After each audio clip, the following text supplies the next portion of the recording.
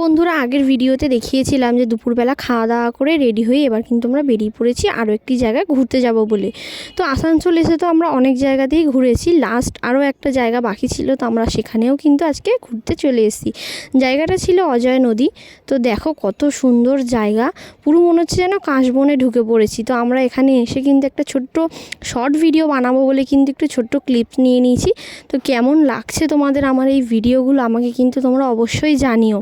তো দেখো নদীতে কিন্তু আমার বর নেমে পড়েছে।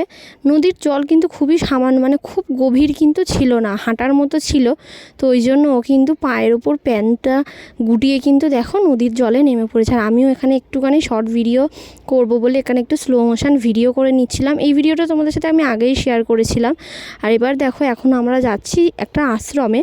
তো এখানে মেন ব্যাপার হচ্ছে এই জায়গাটা আমরা এসেও জানতে পেরেছি যে এখান থেকে আশ্রম আরও 6 কিলোমিটার।